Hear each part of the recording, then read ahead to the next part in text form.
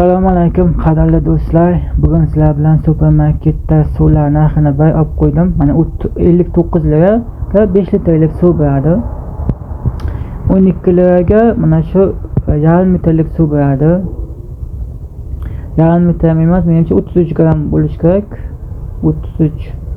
330 gram. Mana yuqorida 1 litrlik suvlar 29 lira. Mana ko'rsatib boryapmiz. Suv narxlarini to'g'risini aytib bo'lmaysizlar, videoni olibmiz, sal bee'tibor olibmizmi? Narxlar to'liq yaxshi ko'rinmay qolibdi. 124 lira yarim litrlik suvlar mana shu bir blogi 124 lira. 125 lira desa ham bo'ladi. Mana bu yuqoridagi suvlar 95 lira bir blogi. Mana bular 34 lira. Donasi 1 litrlik suv. Mana ko'rib turganingizdek suvlarda magazinda, supermarketda suvlar, mana bu bolalar uchun yeguliklar.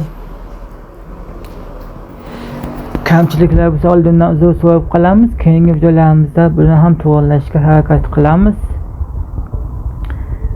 Mana 12 lira, 15 lira suvlarimiz, boyagi yarim litrlik 330 gramlik suvlar. Mana 11 lira va mana bu 33 gramlik, 330 gramlik suvlar. 330 gramlik suvlarimiz. Mana ko'p turgan suvlaringiz, mana ko'p turibsizlar. 1 litrlik mana suvlarimiz 29 lira ko'rsatgan suvim. Oyada bitta mana shu suvimiz mana 35 lira. Ko'p turibsizlar, 35 lira. Misol mana o'zim har doim uyda o'zim ishlatishimiz uchun shu 35 liralik suvdan sotib olamiz. Bu narxlar har doim o'zgarib turadi.